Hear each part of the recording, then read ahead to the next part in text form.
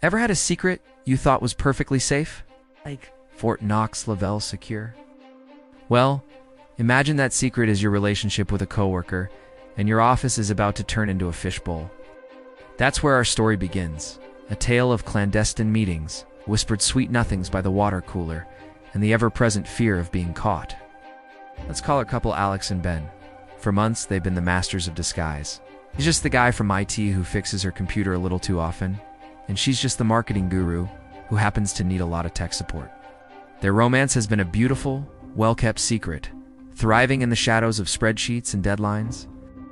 They've perfected the art of the subtle glance across the meeting room, the accidental brush of hands in the hallway, and the late-night working sessions that were anything but. Was their little world safe and sound?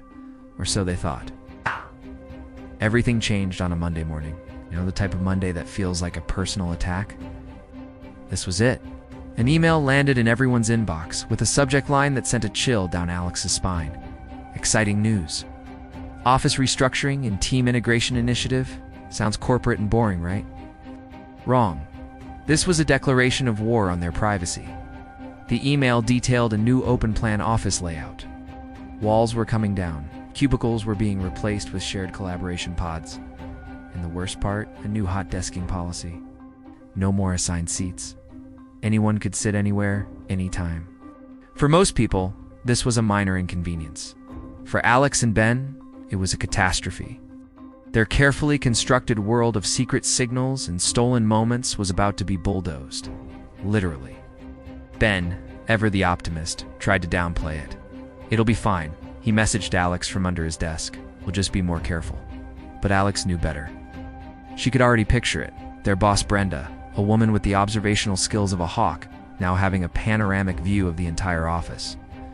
There would be no more discreetly timed coffee breaks, no more IT emergencies that conveniently happened in Alex's secluded corner. Their secret sanctuary was about to become a public stage, and the spotlight was glaring. The initial shock soon gave way to a wave of panic. How could they possibly maintain their relationship under these conditions? Every smile would be scrutinized, every conversation overheard. The casual, easygoing nature of their office interactions, which had so beautifully masked their deep affection, would now be impossible to maintain. The very thing that made their romance so thrilling, the secrecy, was now the biggest threat to its existence. The first day of the new layout was pure chaos. The once familiar office landscape was a maze of unfamiliar desks and awkwardly placed potted plants. Alex walked in and felt a pit in her stomach. Ben was already there, awkwardly perched at a desk right next to Brenda's new command center. He gave Alex a tiny, almost imperceptible shake of his head. It was a clear warning. Danger zone.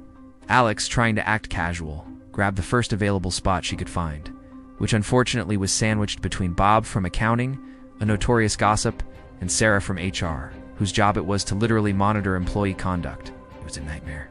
Throughout the day, they tried to communicate via instant messenger, but even that felt risky. What if someone glanced over their shoulder?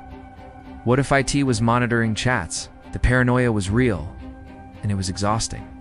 The tension was palpable. Simple good morning felt loaded with unsaid meaning. When Ben walked past Alex's desk to get to the printer, she could feel Bob's eyes following him. Later, Alex needed to ask Ben a genuine work-related question. She walked over to his desk, her heart pounding. Brenda looked up from her monitor, her eyes narrowing slightly. "Everything okay over there, Alex?" she asked, her voice dripping with fake sweetness. "Just a quick question about the server migration," Alex managed to squeak out, her face flushing. The 5-minute conversation felt like an eternity. She could feel the weight of a dozen pairs of eyes on them. This wasn't just difficult, it was becoming unbearable. The fun and excitement of their secret romance had been replaced by anxiety and fear. That evening they met at their usual spot, a quiet park far from the office. The relief of being able to hold hands without fear was immense, but the stress of the day lingered. "I can't do this, Ben," Alex said, her voice trembling. "I feel like I'm under a microscope. It's making me crazy." Ben squeezed her hand. "I know. It was awful. I felt like I couldn't even breathe. Bob asked me why I was smiling at my screen so much. I was literally just reading a funny meme." They both laughed, but it was a hollow, tired sound. The pressure was already taking its toll. Their secret, once a source of joy, was now a heavy burden. They spent the next hour brainstorming solutions. Could one of them work from home more? Could they request to be in different team zones? Every idea seemed to have a downside, a new risk. The week crawled by, each day a new test of their nerves. There were close calls. One afternoon, Alex dropped a pen, and Ben, sitting nearby that day, instinctively bent down to pick it up at the same time. Their hands touched for a brief second, but in the hyperware environment of the new office, it felt like a spotlight had just been switched on. They both shot up, avoiding eye contact, but it was too late. They saw the flicker of suspicion in a coworker's eyes. Another time, Ben left a small chocolate on Alex's keyboard before she arrived, a little gesture he used to do all the time. But now, when she found it, she had to quickly hide it in her drawer, her heart racing as she scanned the room to see if anyone had noticed. These small, sweet moments that had been the foundation of their relationship were now sources of pure terror. The constant vigilance was draining them, both as individuals and as a couple. Their conversations after work, once filled with laughter and plans for the future, were now dominated by office politics and near misses. "Did you see how Brenda was staring when I brought you that coffee?" Ben would ask.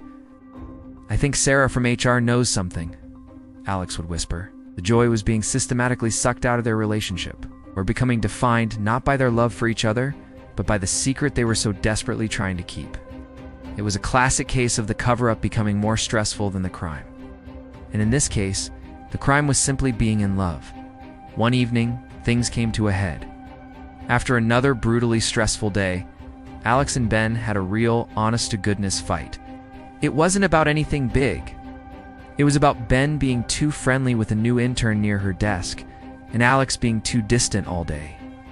The accusations were unfair, born from frayed nerves and exhaustion. "You just don't get it, Ben. You're sitting over there in the quiet zone while I'm in the gossip triangle." "Of course I'm distant," Alex exclaimed. "What was I supposed to do?" Ben shot back. "Ignore the new girl when she asked me for help. That would look even more suspicious." They both knew they were being irrational, but the pressure had to go somewhere. The fight ended with a heavy silence, the unspoken question hanging in the air. Is this worth it? Can we survive this? The next morning at the office was cold. They avoided each other, the unresolved tension from their fight creating a chasm between them. The open plan office, once a symbol of their problem, now felt like a cruel reflection of the emotional distance that had grown between them. It was during the mid-morning team huddle that the breaking point finally arrived. Ow. Brenda was announcing a new team-building event. A weekend retreat. Mandatory, of course. "We'll be sharing cabins," she announced with a gleeful smile. "It'll be a great chance for us all to get to know each other on a more personal level." Alex and Ben locked eyes from across the room. It was a look of pure, unadulterated panic. A weekend retreat, sharing cabins. This wasn't just a threat to their secret. It was a guaranteed detonation.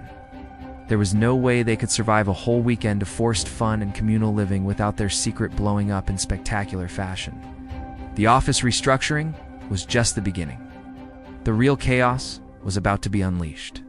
What will they do? Come clean, break up, flee the country.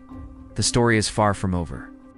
Thanks for watching, and make sure you subscribe to find out what happens next to Alex and Ben in the face of Office Armageddon.